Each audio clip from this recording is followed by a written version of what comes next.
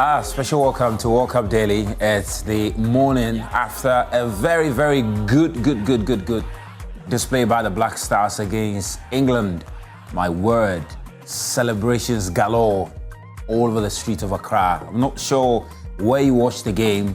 If you're not in Accra, parts of the other country, I'm not sure how the atmosphere was like in the Upper East, in the Upper West, in the Northern region, all of that. But in Accra, my goodness, it was celebrations galore. And it was a very special game, really special game. So today we'll spend time to talk about it. It's been quite a lot of controversy coming out of that game. Ghana had a penalty. In fact, many people believe it was indeed a penalty. But as to why the referee decided to wave off, why the VAR decided not to intervene, we will get into that. Then also, we'll try and appreciate exactly how the Black Stars approached this game and how they succeeded in getting a point against England. In fact, how they succeeded in avoiding conceding a goal against England, who had scored 4 goals in the opening game. And for 90 minutes plus 6, the Black Stars managed to avoid conceding even a single goal. That is impressive. We've got a coach in the studio with us today, and he will be helping us to appreciate what it is that Coach Carlos Queiroz has brought into this team, that after 3 games in charge of the Black Stars, he's conceded just 1 goal. In fact, prior to him coming, the Black Stars had played 2 games and they conceded 7. He's been in charge of 3 and the team has conceded just 1. What has changed? What is it that Coach Carlos Queiroz has brought into this team? We have a coach, as I mentioned. He will be helping us to appreciate that. We'll get also to look at the various standings in the groups at the moment, because match day 2 has been played. We're going to the final round of games in the group phase, and after that, the teams can get to know who is making it to the next round and who is not. All right, so we'll get into that very shortly. We'll show you the standings, especially all the African teams and their chances of advancing to the next stage of the competition. What does it look like? What do they have to do to advance? All right, we'll bring you all of that breakdown on the show today, and also look forward to some of the games that will be happening today. My name is Razak Musbah. The show is brought to you by Betano. Believing makes it real. And we also got Azar Paint #1. UMB Bank, proudly serving Ghana with speed since 1972. And they're also the official banking partners of the GFA and the Black Stars. Pepsodent, do the 2, brush every morning and evening. And also Sigma Appliances, create possibilities. And then we've also got a live soap, feel fresh, fortune spread, yummy, delicious, and always on point. And Orca Deco, think home, think Orca. And Woo Lucky, stick small and win big. And also Holy Multi-Purpose Spray and Coil, also supporting us massively on the show today. All right, we'd love to hear from you. What did you make of the Black Stars game yesterday? How far do you think they can go after that performance? And in fact, although Jude Bellingham was given the man of the match, who was your man of the match? Who was your man of the match in that performance against England? The WhatsApp line is active. Let's hear from you. Send your messages. I'm going to be reading all of them today, okay? So please do send them to us. I'm going to take a very quick turn. Let's hear from Betano. Let's hear from Sigma Appliances. And let's hear from Azar Paint and all our sponsors. All right? Wonderful packages they've got for you. After that, we'll get right into the game. And welcome back to World Cup Daily. May Razak Musbah. I've got Victor Ashitamaklo here with me. And yesterday, if you were in your car, you probably heard him on Joe 99.7 FM, where he was bringing you commentary live from Arrow's Lounge in Ebri. Good to have you back. At you? Hi, Zach. How are you? Very good. We've also got Coach Osman Seidu. He is the Vice Chairperson of the Greater Accra Soccer Coaches Association. Coach, good to have you. Good to have you too. Good morning. Wonderful. Really good to have all of you.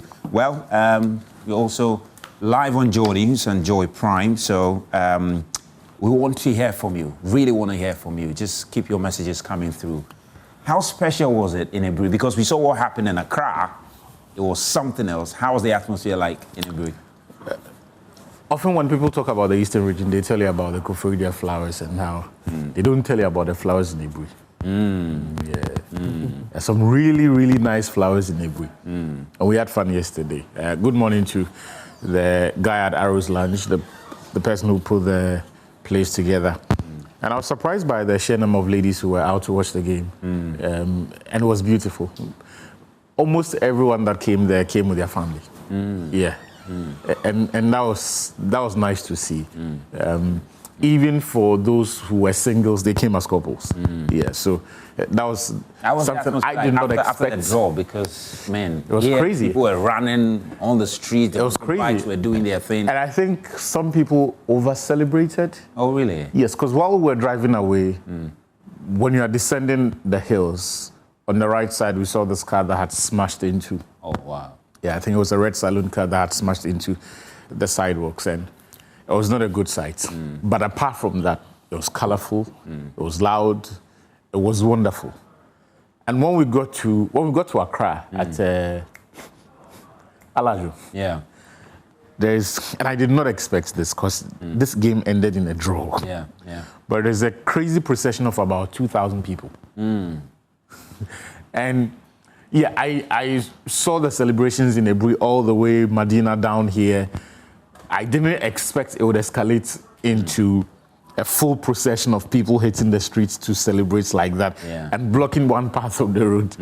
Fortunately for us, we were on the other lane coming from the Tesano Abeka side coming through to Circle. So and this was around what? This is around 11 p.m. Wow. Yeah, I think about an hour after the game had ended. And they were still on the street. It was celebrating. It was crazy. And this is my first experience of something like this outside of Takoradi. Because every time I've watched the Black Stars where there's been cause to celebrate, I've always been in Takoradi. And football support in Takoradi is a different thing. It's a different level of crazy. Look, forget about whatever you think you've experienced in Accra and Kumasi. In Takoradi, when the Black Stars win, we're hitting the streets. Even if it is 1 a.m., everybody is coming out. And woe betide you if you do not ask the person leading the procession where we're heading. Yeah, then because you'll get lost. You follow the group into a place where, and if you don't have transportation on you, but yeah, it was fun. Great. It was great. It was really fun. Coach Osman Sedu is also here. Coach, where did you watch the game yesterday? I watched the game at a pub around Tesano, the Apenkwa AstroTurf. Okay. And the atmosphere, how was it like at your end? It was electrifying. For me, I think this is not a normal celebration. This is historic. We played England in a World Cup game and we managed a goalless draw. That is huge. And I was not surprised in any way with what I saw, the form of jubilation I saw on the street. And people were asking, but we drew. It's a win for us. It's a win for us because of where we're coming from. It's a win for us because of the preparations we had before the World Cup. It's a win for us because we have a new coach who doesn't even know the team and is performing magic. It's a win for us because as a country we lost hope in the team and they all of a sudden revived that hope when they played against England. So for me, it's huge and I'm not at all in any way surprised about the jubilation that I saw yesterday. So the Black Stars of Ghana have just drawn goalless against England, and a very important point for them. Yet another clean sheet for the Black Stars in this World Cup. Ghana has yet to concede a goal at this World Cup, and one of the best defensive teams at the World Cup. I'm here with the Black Stars fan. First of all, were you expecting the results, and how do you find the performance? I obviously we're playing against a very strong team, fourth on the league in terms of the rankings, and we were doing 65. I mean, for us to hold them to a goalless draw, for me, it's a great performance. I want to say that the Black Star coach has done so well. He reached the game well. The substitutions were on point, and the players generally were composed, demonstrated great emotional intelligence, knowing the kind kind of people they were facing. Let us not forget that the kind of players that the English national team paraded are persons that have played compacted together consistently every week. And that's the kind of thing that we're facing. And it's been good so far. Kudos to the team and kudos to the Black Star fans.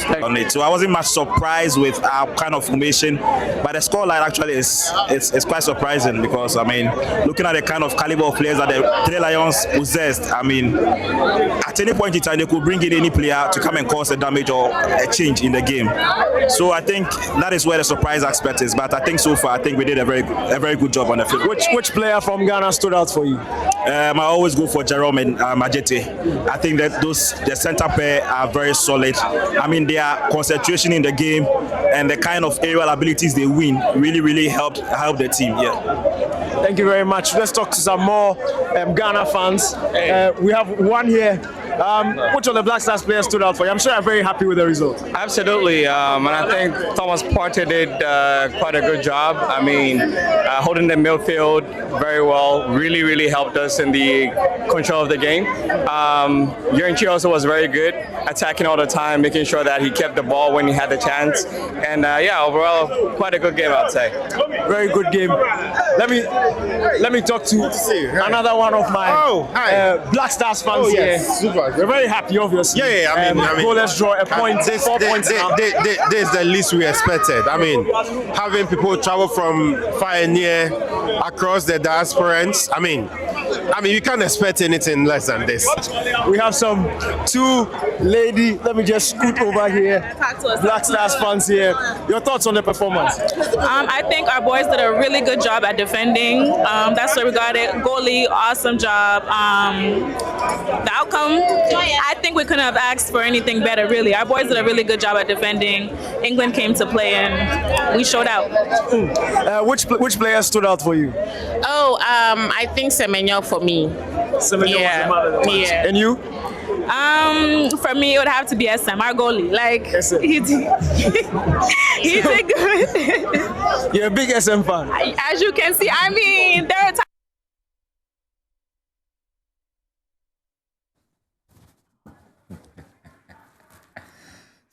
SM for life. SM for life. You understand what I'm saying? Man, that was special. And in terms of the turnout for the game, it was incredible also. It was really incredible. I think Ghanaians turned out really well. The people in Canada did their part. And the people in the US, they also showed that, yeah, they're also on grounds. But let's get to the game now. Let me start with you, Coach, though. Just help us appreciate based on how the team approached the game, fundamentally, what was at the back of the mind of Coach Carlos Queiroz going into this game? Okay, thank you very much. I think it's very good we really understand the preparation before a match. So as a coach, you need to know how you want to approach every single match. That's the reason why I had a serious problem with the Senegal coach when they played against the Norwegians. You need to understand your opponents. And once you understand your opponent, then you can develop a strategy that will mitigate all other weapons that they have against you in terms of their strategy. So what the coach did was he understood the fact that we could not play England boot to boots. We're not really interested in having more of the ball. We're not interested in it.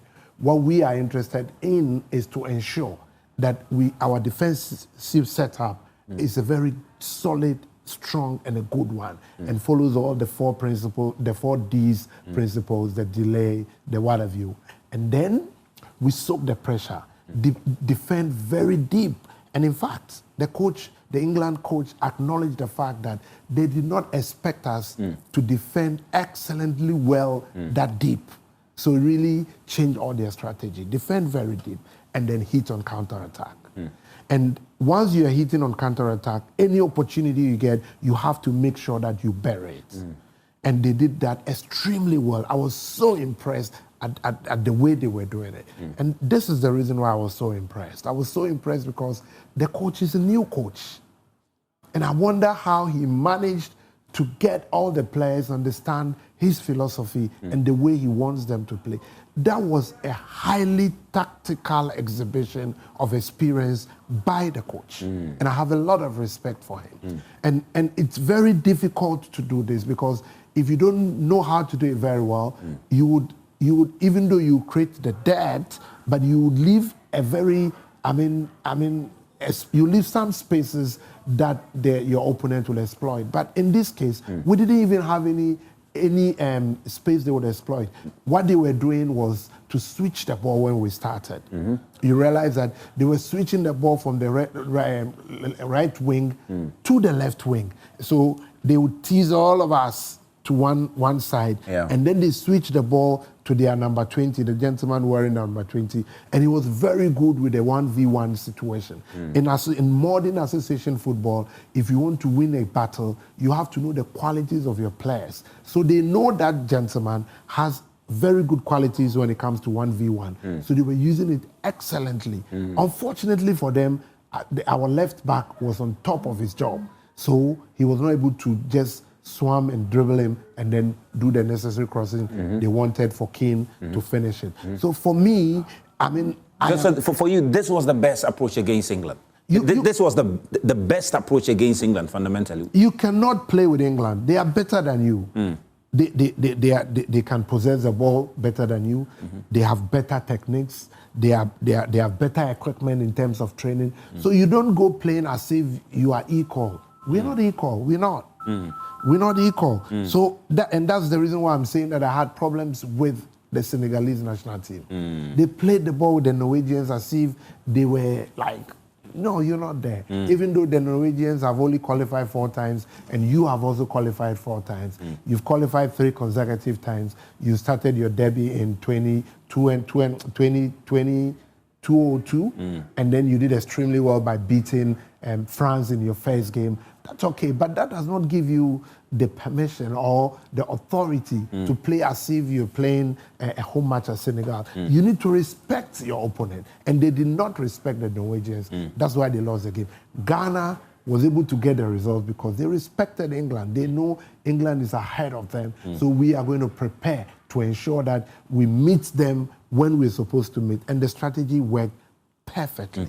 Actually, you could tell that England's approach was to use the flanks as much as possible, trying to use Madueke and Anthony Gordon to get past our fullbacks, Gideon Mensah and Senaya. And if they succeeded that, then they're obviously going to draw our centre-backs to themselves and create space for the likes of Jude Bellingham and Harry Kane to exploit. And interestingly, the boys were very focused on the game. Not only was Gordon and Madueke pretty much useless in the game, the likes of Harry Kane and Jude Bellingham did not get any sniff at all.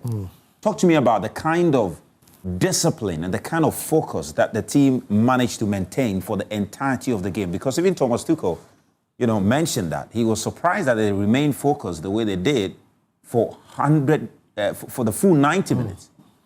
I think it's a function of coaching.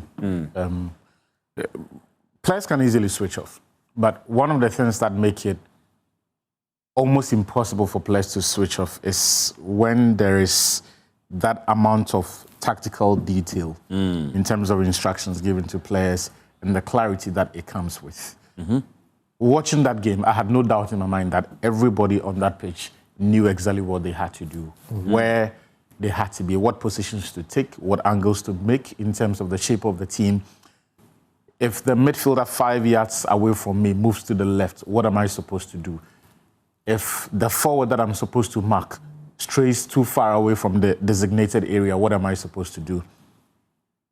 At each time, it looked like our players had been prepared for this. They had been given the right information, and they knew exactly what to do, and they did it. There's something that I mentioned in my preview for the game on my YouTube channel about, as much as possible, preventing 1v1 scenarios in the wide areas. And they were looking for that. They were looking for that. But what we did from both flanks was to ensure that, so the strategy on the right was different from on the left. On the right, we had Inaki Williams. Sometimes he would drop deep to support. In one of those, he gave away the fouls, but that was deep in the second half. But by and large, it was Caleb Irenchi, ensuring that there was no space in the interiors. When they went wide, Marvin Sanaya went very close with his marker and ensured that there was no space for him to attempt to dribble. It perhaps was also aided by the fact that Jet Spence was very late in releasing the ball. He often released the ball to Anthony Gordon when Marvin Sanaya had closed in. But that is also to the credit of the Ghanaian defender, in the sense that he did not always wait for Anthony Gordon to receive the ball before engaging. He stays close, and each time Anthony Gordon receives the ball, he pounces. And so he took away that opportunity for him to steady himself, knock the ball past him, and try to run past him. And that's why each time Anthony Gordon attempted it, because he was close enough, he stretches, he wins the contact. He slides, he blocks it, picks it up, and then he wins a foul. It kept happening time and time and again. And it was something that clearly told you, and this is not just the interpretation I'm making, because Marvin Sanaya told Fentio Tahiri in the mixed zone that he watched tons of video clips of Anthony Gordon. Yeah, he mentioned that. Again, that goes back to preparing and having the right information about the opponent and how they set up. And so he came into this game understanding what exactly Anthony Gordon's game was and how he could deal with it. Gideon Mensah had, in my mind, his best game in the Black Stars jersey. And he came against possibly the biggest team Ghana has faced in the period that he has been in the Black Stars. The shift that he put in was monstrous. And to think that he did it without picking up a booking. There were moments where he was a bit isolated with Noni Madueke. But he made sure that whenever he was isolated, it was very close to the byline. So even if you sent it across, he had a chance of making contacts and blocking it out. I think throughout the game, Madueke put in, one or two crosses, and that was it. He really did not offer any threat. And I loved it. I love the shift that he had. Marvin.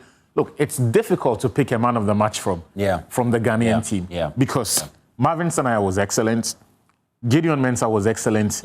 Our midfield. Look, a lot of us focused on what Partey was going to provide when we had the ball.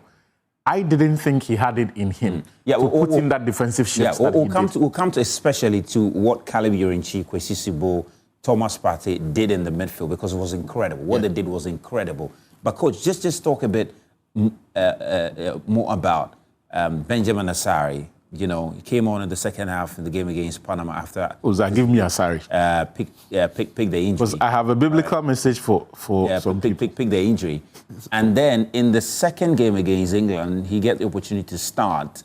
And what a performance from him. I think he made an incredible save sometime in the 86th minute. That Madueke stop Saka. which he made. Saka, I beg your pardon. Saka. That banana shot. That was a good one. That was a good one. So he's a very good keeper. For me, the quality of Benjamin Asare that is so outstanding is his confidence level.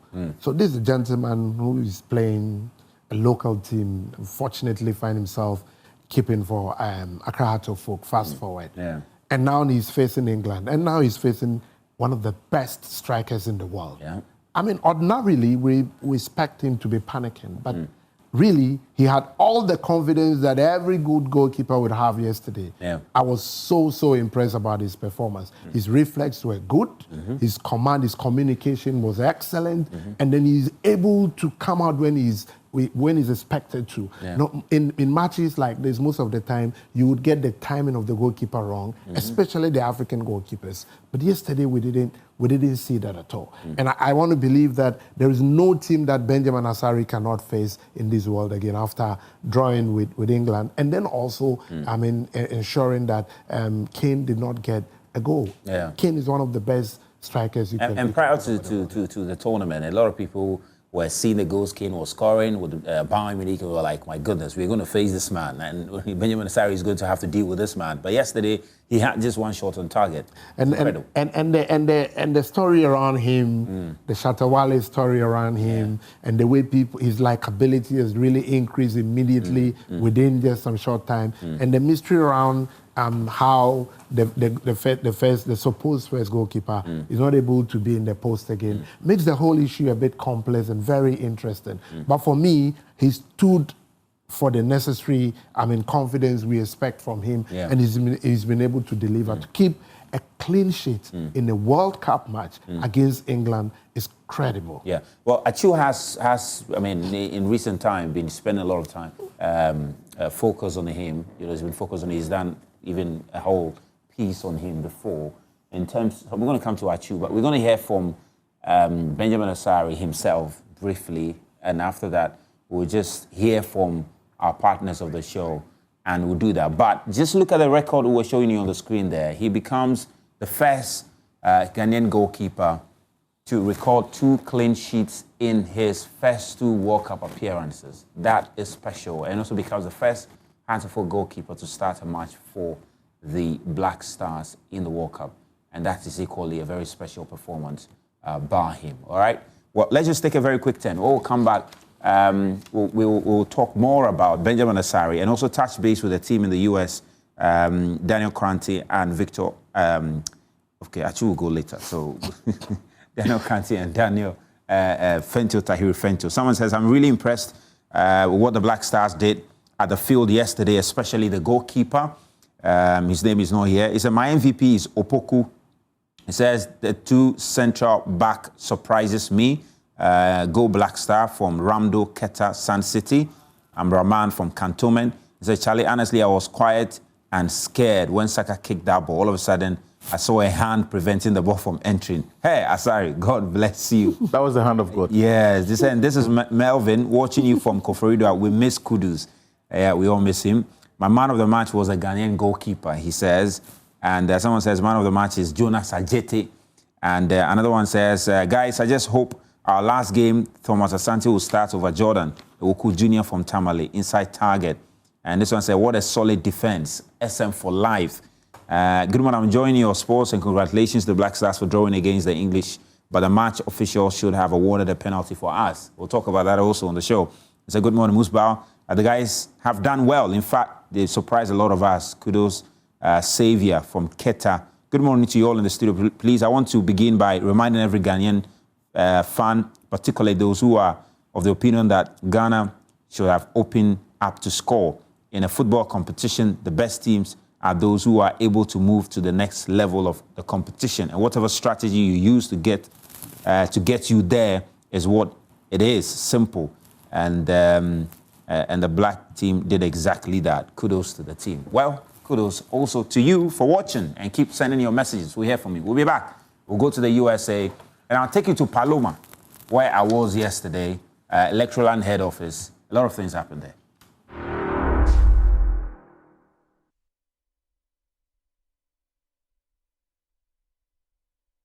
Welcome back. It's World Cup Daily, live here on Joy News and Joy Prime. And thank you very much for tuning in. And of course, let's keep hearing from you. Well, let's come back to the Benjamin Asare performance yesterday. And if you were in Kole Gono, I hope that was the place, right, guys? You can help me. Kole Gono, right? I saw visuals from the place and it was incredible.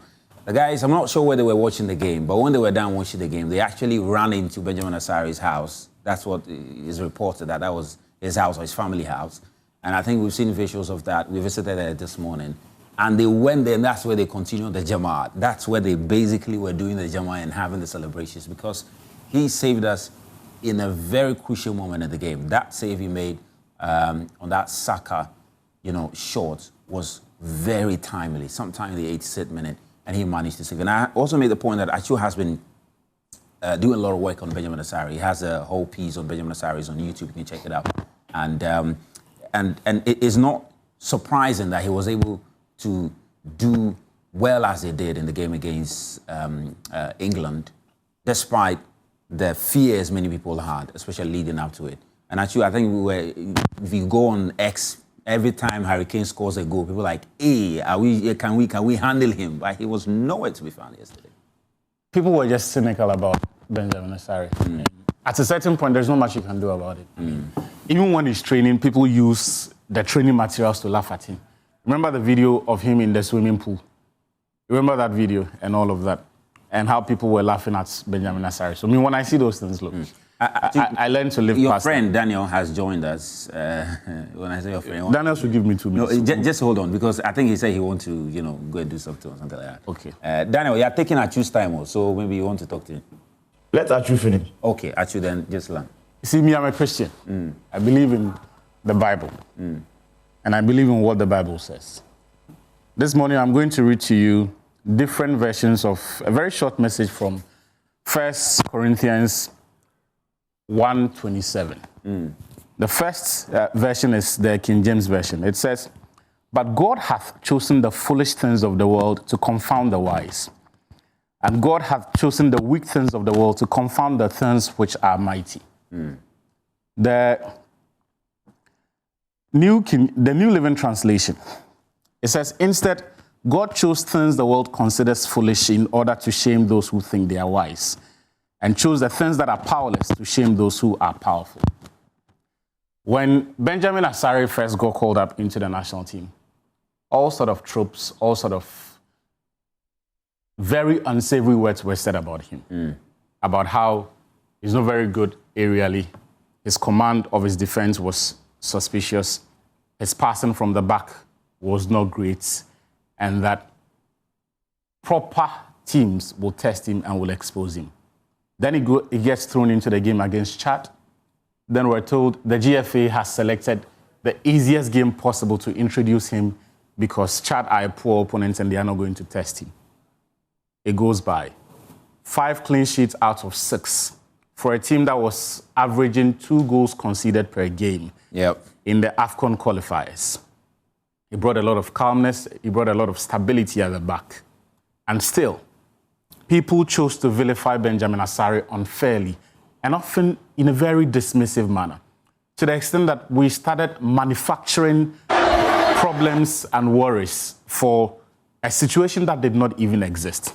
People then started saying that Asare could not pass from the back and his distribution was poor. And it was crazy when you consider the fact that the team that we had was not a team that plays from the back. The defenders that we have are horrible at passing from the back. Even when games where the Black Stars are playing on the front foot, they would rather go long than to pass between the lines because that is not their game. But we try to force this on Benjamin Asare that for him, he has to be prime Manuel Neuer in terms of his distribution, failing which he's not a good fit to be in the Black Stars.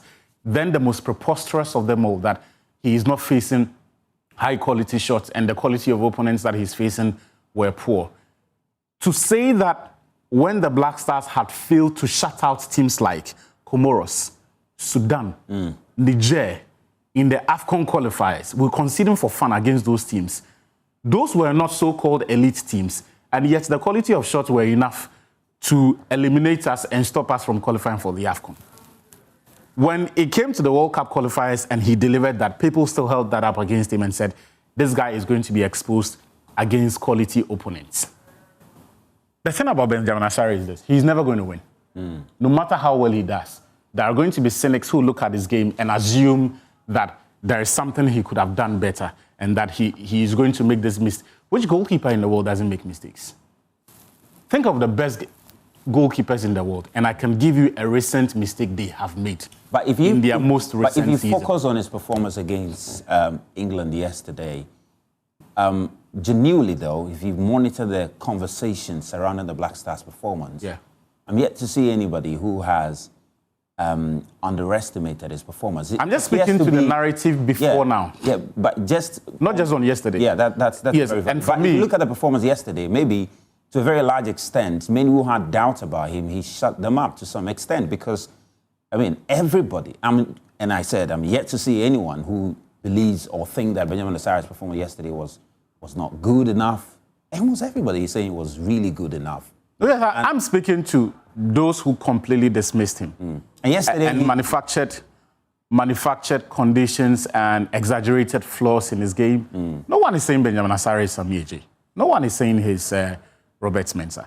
I've been at the Accra Sports Stadium for games where he's flapped at crosses, for games where his communication of his back line has been suspicious. But I'm saying to you, and I put this on my column on Major Line a couple of months, I think last year, when he first got his call up, that the condition in the national team had been ripe for a coup, for a takeover, because Name all of the goalkeepers who were there at the time Asare was invited, who had been in the Black Stars in 18 months before Asare was invited. For 7 different coaches had all failed to settle on one choice. What it tells you was that they did not trust them. And so they were always looking for new goalkeepers, someone to come in and then show it. Look, the aspect of Asare's game that doesn't get talked about is his command of that defense and the back line. Yesterday you saw it. The times he was screaming, there was a moment where he was shouting at Ajete that Wabawichi, and he sees the danger and he's communicating to them. So sometimes when he doesn't need to come out and claim a cross, it is because he has seen it, he has communicated to the defense. Averted the danger. And then they deal with it. There is a certain composure that he also goes about his job. That extends the calmness to the back line. I was not very comfortable with the way we were dealing with Panama's crosses in that first half. And I think one of those misjudged moves by Atiziki is what resulted in the injury that he picked up. That low cross that he tried to parry it away when he could have simply gathered is one of the things that he picked up.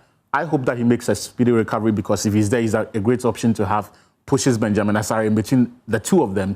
Whoever comes out gives Ghana an even better goalkeeper. But I'm saying that we need to stop, and I think this is the right time to say it. When he has shut up the very silly narratives that people kept saying about Asare will be training. The GFA account will post a video of Asare in the Black Stars training. Then someone will come and write, oh, this one will not matter when we face teams like Hurricane and England. Hurricane will score in the Champions League. Then out of nowhere, Asare will be the butt of all jokes. As if he's the only man in that defense.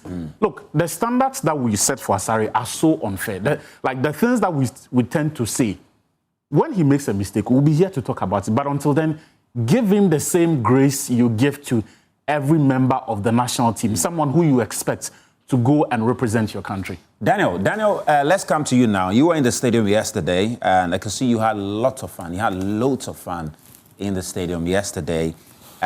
Just share with us what you observed, from where you sat in the stadium in terms of the Black Stars' overall performance.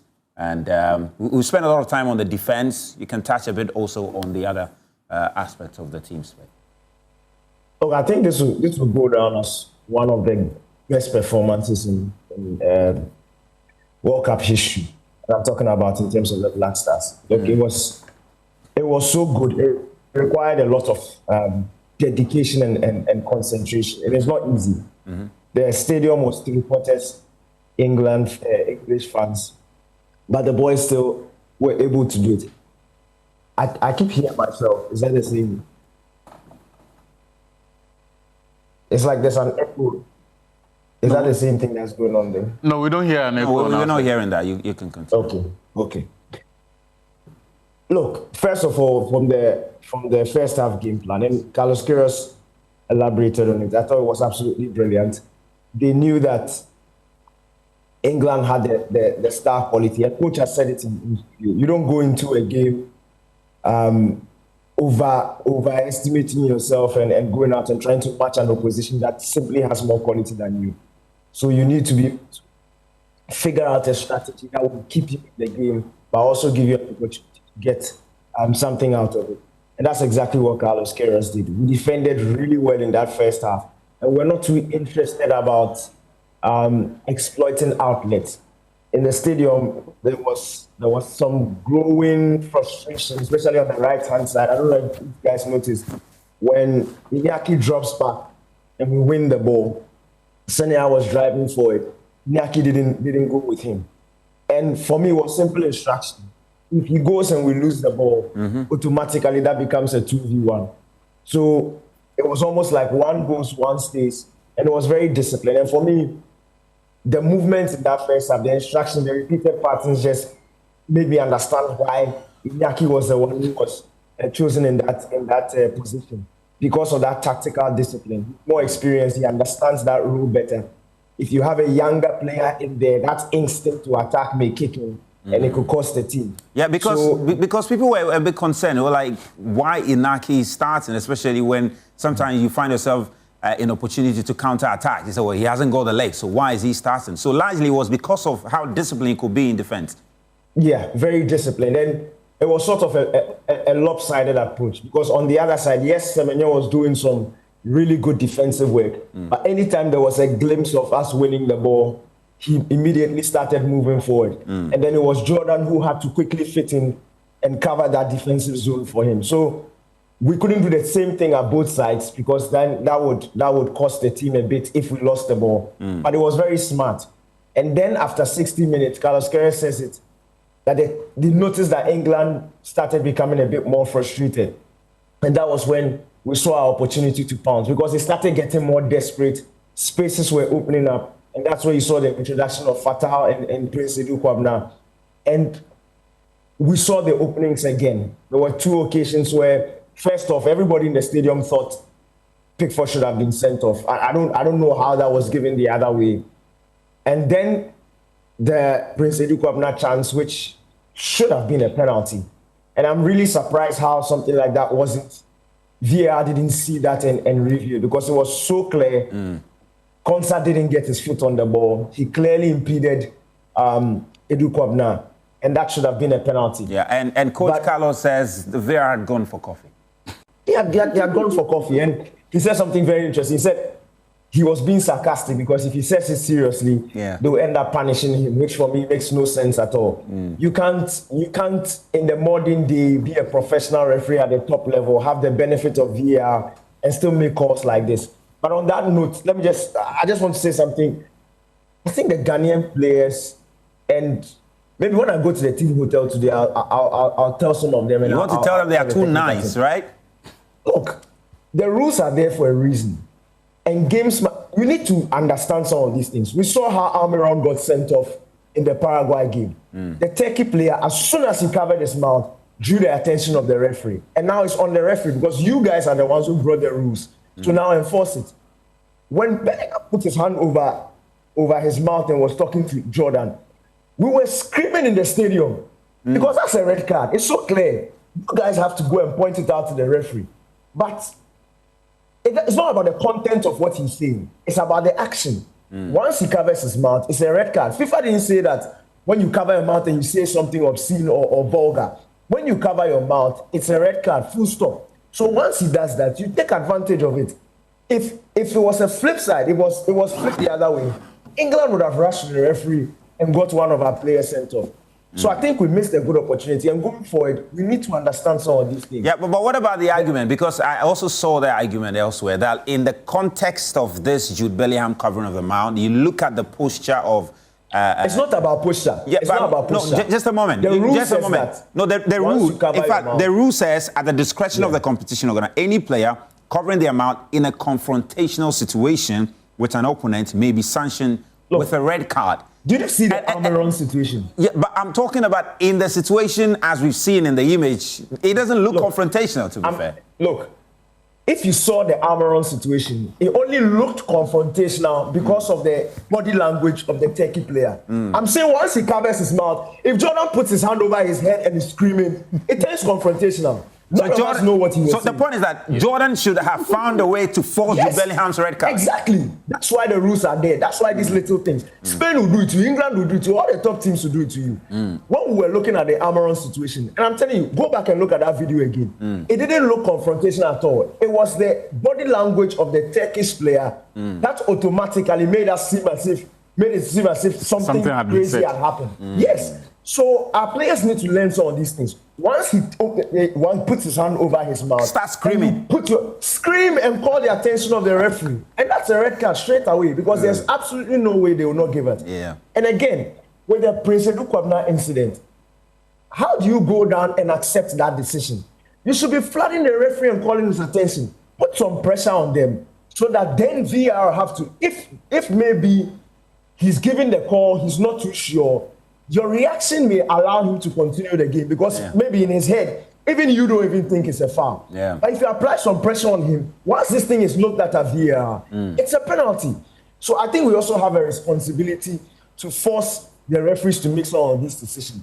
But all in all, look, these are some of the performances that give hope and bring pride. Because I don't think I can pick out a Black Stars performance in World Cup history that underlies teamwork like this. Everybody was on sync, and the extra perspective that being in the stadium offers, Asare, Partey, Jordan Ayew. I think these three, especially in the first half, they were like three coaches in each zone, especially Thomas Partey. The constant communication, he kept on drawing, because the game plan was such that you don't press, you don't follow your markers into certain zones. But it's football instinct. If somebody is in your zone and you sense danger and he's moving away from a certain place, there's that instinct to follow him. Partey constantly kept on drawing the attention of Sibo and Yirinchi and some of the centre backs stay in position, because eventually the ball by all means come to the centre. It will by all means come there, you can defend it. But once you move out of your zone, you are creating gaps and you are going to make it difficult for some of us who are in these zones. So I think it was a solid team performance, constant communication, 100% concentration. And the thing was, the job was, we are going to this competition to try and qualify to the round of 32. Yeah. It's not about going out playing some champagne football. We had lost how many games in a row? We had no business impressing anybody. So for those who are not happy about the performance, it's about the result. I mean, to the job done. To be fair, though, I'm not sure where. Maybe the brothers in Lagos are the ones who are not happy with the performance. As for the brothers and sisters here in Ghana, I mean, I understand you want to go and have something to eat, but I want to show you something from Paloma. I'm telling you, my brother. The Soluku. Goodness me. It was a draw, goalless draw, but Zach, look. But just tell me, we saw the visuals from your side after the game, in the stadium, even right after the game. What was the atmosphere like? Even as you were going all the way back to your various places. I'm not sure where you ended up after the game, though. You can share that with us if you want to. Look, Zach, I think maybe the timing of this trip was a bit problematic for the Joy Sports desk, because I feel like Achu should have been the one to be here. Really? Easy. Oh, Charlie. I've gotten a wife. I'm telling you. It was 3 hugs, 3 kisses for everybody. Really? Touch and hug and squeeze. So some of us just had to move to the side so that we will not be tempted. Because I saw you getting into the middle. You got into the middle of 2 ladies, and you wanted to say beautiful, but you said no, fans, and you were being very ethical. Look, very ethical, and that was even after some of the emotion had started going down. But I'm talking about in the stadium, right after the final whistle went. Oh my goodness. Everybody, now why are you showing the thing? everybody in the stadium, especially in the Ghana section, there were hugs. And the thing was, most of the American fans, the neutral ticket holders, were all supporting Ghana. Wow. I saw banners like 250 years. This year's 250 anniversary. There were 250 years of defeating Britain and things like that. They were wearing Ghana jerseys. They were cheering. Look, there was a point where when Isahaku and Edu Kwabena came on, the first counter attack that we got, it didn't end up in a chance. But Isahaku broke. He tried to spring forward, and eventually the ball was taken from him. And then they started a BBC chant at the top. I'm sitting there and I'm hearing the BBC in a very funny accent. So I turn and I see my brothers, American brothers, and they are on their feet and they are chanting the BBC. And from there, it just tells you the frustration that was happening from the England quarters. It wasn't just on the pitch, but in the crowd too. And it shows that it's not always numbers in terms of how much that will contribute to support. It is the loudest voices. And the Black Stars players were able to channel a performance that silenced the English crowd who had completely taken over the stadium. So, look, all in all, Daniel, this is one of the performances we'll never ever forget. But Daniel, curiously though, the first person you spoke to, have you now gotten the real identity of the person, the Black Star fan you spoke to, this one? They were calling him Council. They were calling him what? Council, yeah. Council. That's the NPA the CEO of the National Petroleum Authority, lawyer Ediji Kamaklo. Council. Charlie, it's the joy of the results and that made and you I forget. told him, look, he had been waiting for a while. So I grabbed his hand and I said that he's not. And then he said, join Prime Form. So I said, I be like the guy. Yeah. He knows me. He's a senior lawyer in the NDC. He's a big man. He's a very big man. So when he said, one black staff, I was like, hey, chairman. I said, over there, we're all black staff. Yeah, we're all black staff. But remember, that one, he can sort you out. You can extend your stay there. He can sort you out. God bless you. No, I miss my wife. Charlie, so what's the Black Stars itinerary like between now to the game against Croatia? They'll have a recovery session today. I think they are flying out to Philly tomorrow. Okay. You know the game is in Philly on Saturday. Yeah. They'll fly out to Philly, I think, tomorrow, and then have a couple of training sessions, similar routine to what happens at major competitions. T-1 training session, and then match day. But the mood around the team hotel last night, my goodness. Look, if they qualify and it's all but done. But we've qualified. We've 4 points. qualified, but I'm looking at some of the third place teams who have 3 points. Like anything can happen. 4 points there we are going. 4 points there we go. But if we qualify, and I'm even looking at a round of 32, we get past the round of 32. Look, I'm telling you, anything you want, even from Keto Creek, he'll give it to you. Anything you want. After the Panama game, before this game, I was at the team like 11 p.m. So there's this nice park there. I had gone for a walk. I was relaxing. And then I saw some of our colleagues, Raman Osman and co. So we just walked into the team hotel. We saw Presdo. They gave us a big hug. That's what winning can do. Hey. I don't understand where the hug came from. It was like he had seen his long lost friends. That was after the win against Panama. That was after the Panama game. You didn't see him after the England game? I will go there today. Charlie, go and take handshakes. All right. Of course. All right. Yeah, then Charlie, quarter after the Philly game there, you need to say, when you see him, you tell him, Presido, 2 years. 2 years. Anyway, Daniel, thank you very much. We are going to take a very quick 10. But just before we do that, guys, can we go to Paloma before we take the 10? And when we come back, Coach, we want to spend some time on that penalty call and help us appreciate why the referee, the Honduras referee, right? He needs some serious why he decided not to accept that for a foul. And then Lawrence is also on standby. Hi, Lawrence. He's also on standby. He's got some numbers to share with us, okay? But just to give you a sense of what happened and where I was, this is what happened. Oh, people are talking England will score Black Star 3-4, but we said no. We need draw or win. True, God bless you, we should draw. England, they don't go fit that. We don't conquer everybody. Ghana, goalless draw against England. What did you make of the game? Oh, bro, Ghana has done a skilled work. Ghana has done very, very well. We didn't expect this performance from the Ghana players. And the big ups to the coach.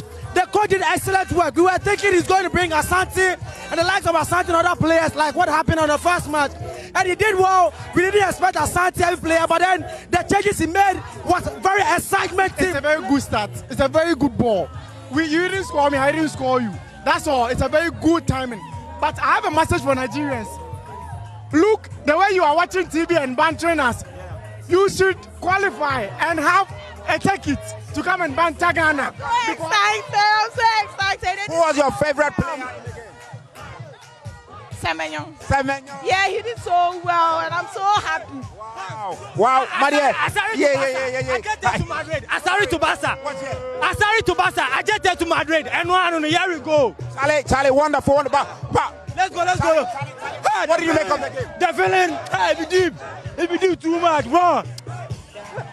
Hey, the excitement is high.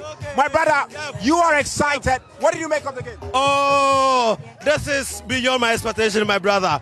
I mean, I've been wanting to see this game, see how we are going to drill England. I mean, you know the rivalry between us. And I know today's excitement is beyond, measure. And I want Benjamin Asare to be highly recommended. I mean, what he's done today is beyond my expectation, and I think our coach Carlos Queiroz must be given extra, cash tonight. Thank you so much. I am massive. We are fully ready for the World Cup. We are going to win the World Cup. We are going to win the World Cup.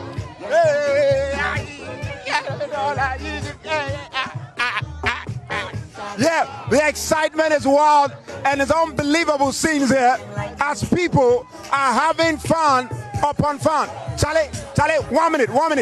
What did you make of the game against England tonight? Actually, I'm very impressed with the boys, their performance, and I'm going to tell you that right here at Letterland Ghana Limited, they made it possible for the people to enjoy the match, and we are so excited of them. That's what we are looking for. We just wanted a win or a draw, and that's all we got. And you can see the atmosphere. Yeah, wonderful.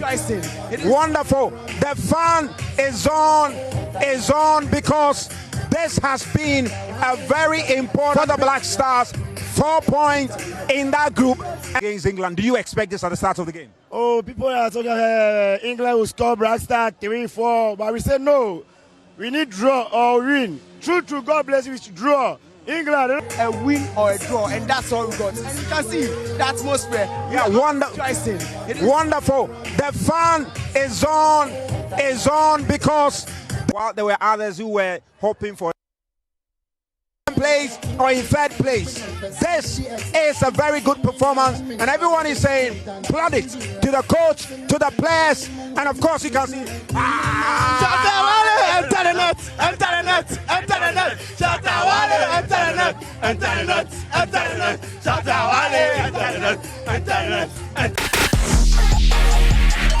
Clearly a penalty.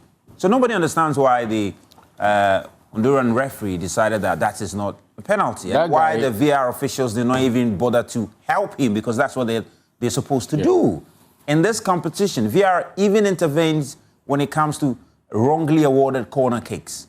But for this one, coach, I don't know, maybe the referee can justify when he's writing his match reports, explaining why that was not awarded a penalty. Is there any explanation for why this was not a penalty? Absolutely. The best explanation now is that VAR,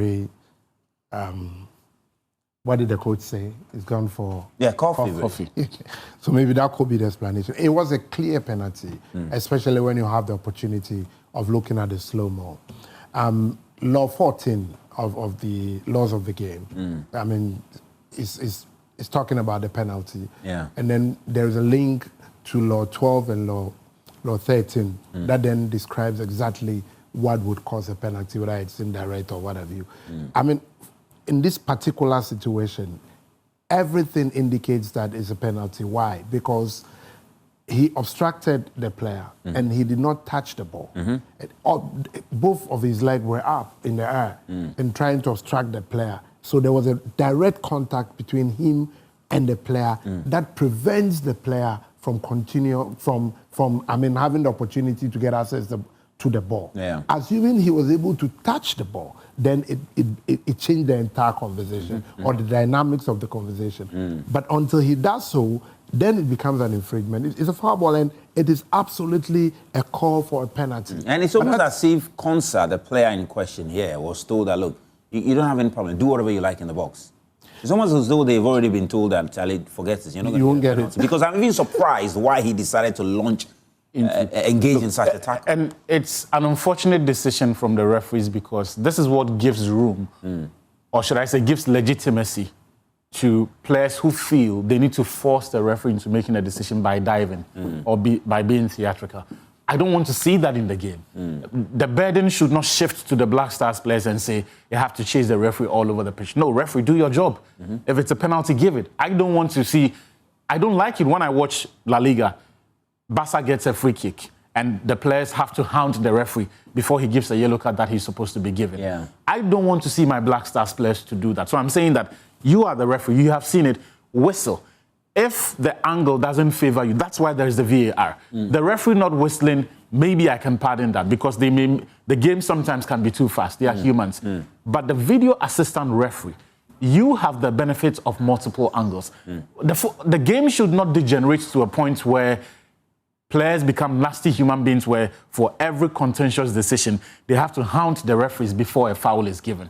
When you do that, you are encouraging players to dive, to be theatrical, to make the most out of every minute contact, which defeats the purpose of good sportsmanship in the game.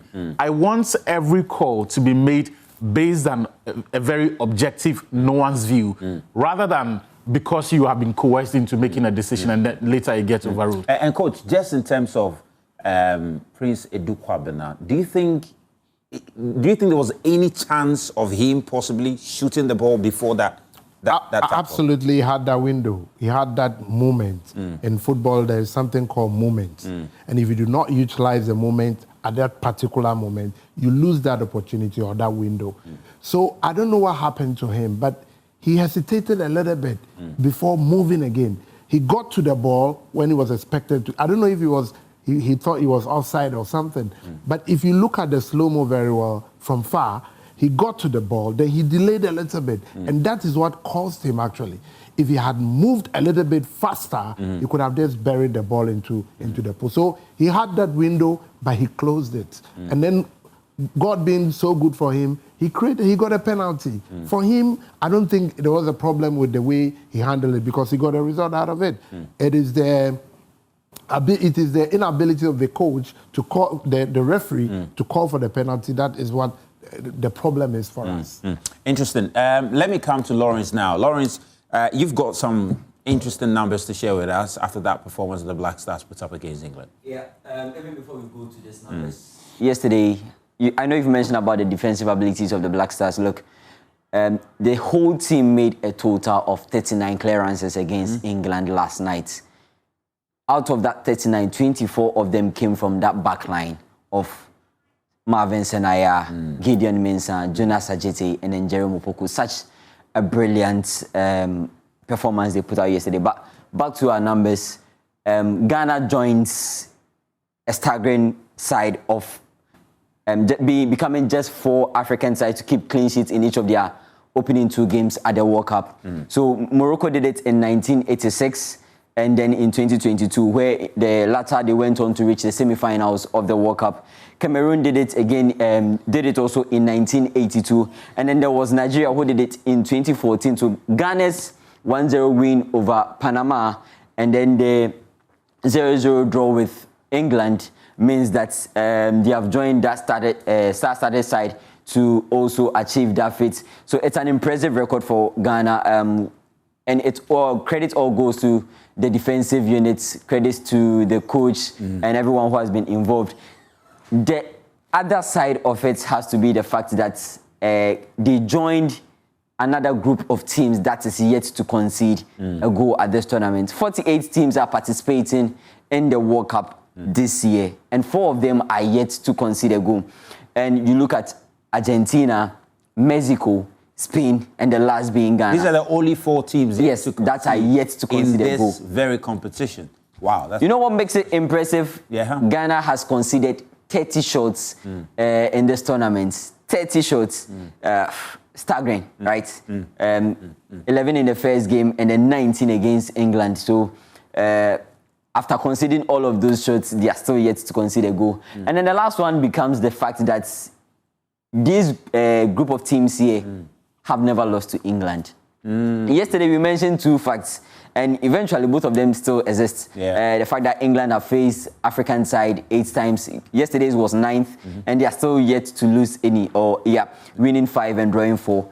Ghana also, as far as second round games at the World Cup are concerned, yet to lose any. So in that regard, they joined Saudi Arabia, Algeria, Honduras, and South Korea as the teams to have held England, maybe clinch a win or maybe draw. So these teams, England have never beaten them at the World Cup. That's really special. That's really special. So as far as the standards in Ghana's group are concerned, we're currently what, second? We are currently second.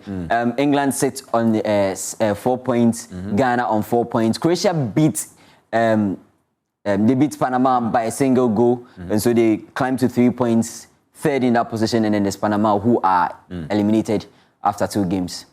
This is really good for the Black Stars, really good for the Black Stars. Coach, in terms of the key takeaways from this game, which we might hold on to going into our final game against Croatia and even for the rest of the tournament, what would they be for you? For me, is tactical discipline. And that has been the success of the team. I mean, they need to be disciplined, they need to be determined, they need to really, really go according to the instructions, because we are all convinced now we have a good coach. So they just have to listen to the instructions of the coach and then also give their best. Beyond everything, you can't take this away from the players, that they were very determined as well. They knew they had to get a result, and they got a result. So going into our next match, I would encourage them to follow the tactics of the coach, listen to the coach, give their best. They still need to continue to give more than 100% of what they can do, so that we can get a result. Once we're able to qualify, then it's another conversation. Actually, look, I still think there are some players we need to give their flowers to. I've spoken about Asare, so we won't go back to that. But Gideon Mensah, he needed a performance like that. One, because of the quality of the opponents. He seems to be doing it every time in the French league, but somehow in the national team, it doesn't always happen for him. Sometimes he makes mistakes and all of that. To the extent that we have been trying different left backs in the last 4 years or so, 5 of them, no one seems to be able to push him close enough. Baba Rahman's return is also, I think, what makes this even more significant for Gideon Mensah, because when now he has actual credible competition, he steps out there and puts in a performance like that, and it is good. And that's why you need quality options in every position. The other for me is Kwesi Sibo. I think he showed us that for all the complaints that people often make, sometimes we focus on our idea of what the player should be, as opposed to what makes them an asset to the team. Yesterday, I look at how quickly he was closing down spaces, the intensity with which he was doing, which was very important because, look, England may have looked slow, but there were moments where they sped up play and they had a free man in that half space because we're sitting pretty deep and he needed to vacate his position to press Elliot Anderson or Declan Rice. And he did that, it was spot on. So for me, I think he's nailed that position going into the next game. Thomas Partey as well. He needed a performance like that to remind all of us that those of us who had concerns about his legs, the intensity and all of that, under the right tactical context, I think he can pull it off. Wonderful. And Jordan Ayew, he also gave us a performance to be proud of, in the sense that this time around he won the fouls that a lot of people spoke about and gave the team an outlet to breathe, to get the ball further up the pitch. Panama will be a different test, but... Croatia, you mean? Croatia, sorry, but in my mind, qualification is already secured. Yeah, it is secured, and Betano, qualification is secured, but you need to make sure you're also making some good money from all of these games, and just hop on to Betano, and you get a chance of getting up to 2,000 Ghana Cedis welcome bonus. And so simply create your Betano account, verify your details, make your first deposit, and boom, start betting. But remember that it's 18 plus only. And of course, terms and conditions do apply. Gamble responsibly. It has been vetted and approved by the Gaming Commission of Ghana.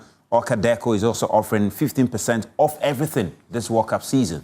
15% off everything, all right? If you go to their showrooms at Spinktest, at Asokwa, at Kumasi, they are all fully stocked with new arrivals, all right? So whether it is your coziest sofas to watch the football or your smart TV unit and your perfect outdoor setups for the compound, Orca Deco has got them all, all right? So make sure you go there and get some of the amazing products, okay? The best part is you don't even have to stress about anything at all. They will deliver you to wherever you stay. When it gets to your house, they'll also be there to assemble it for you. That is pure customer service, okay? So head over there today and get your home match ready. Think home, think Orca Deco. While you're going to Orca Deco, also make sure you have a UMB account. You can download their UMB Speed app on Play Store or App Store and open an account using your Ghana card in minutes, just minutes. You can also visit their website, www.myumbbank.com, and get to create your account there. Especially those of you who've got an account but is now dormant, this is the perfect time to go and reactivate it, okay? For more details also, you can call their 24-hour contact center at 0302 633988 or toll free at 0800 100 880. UMB proudly back in Ghana since 1972 and proudly serving Ghana with speed since 1972. Lawrence Bedu is still here, but he's had breakfast and he had it with fortune spread. It's a really, really good one. I'm telling you, really good one. Whether it's your bread, your crackers, your pancakes, fortune spread is what you need to have. So we've got it, whether it's 12 grams, 250 grams, 450 gram, 900 packs, all of it. We've got all of it. So you can get it in any shop at all. Fortune spread, fortune spread, fortune spread. And if you want to bring it to the local time, make margarine. Margarine,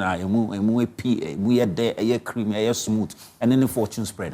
Margarine, the AP. Make it sure. Hey. Yummy, delicious, always on point. Fortune spread. And Sigma Appliances also. We're going to be at Sigma Appliances at one of their viewing centers in the course of the week, all right? We'll be there. We'll definitely connect with you. So you can find them at Heritage Brewery. They are there. At the ANC Mall, East Legon, they are also there. And so Sigma Blue Launch, they are very active, showing the games and having a lot of fun, okay? And so whether it's fridges, it's freezers, it's TV sets, it's soundbars, washing machines, in fact, all the small appliances you use every day, Sigma has all of them, all of them. So next time you go to your appliance shop and looking for a TV set to buy, go for Sigma. Go for Sigma, all right? Go for Sigma. And for the wholesalers, you've got a shop, you don't have products from Sigma Appliances, please stop it. Go to Platinum Impex on the Spinters Road, right behind Orca Deco, and get some of Sigma Appliances, okay? Very important, else winyaska, and then a man photo.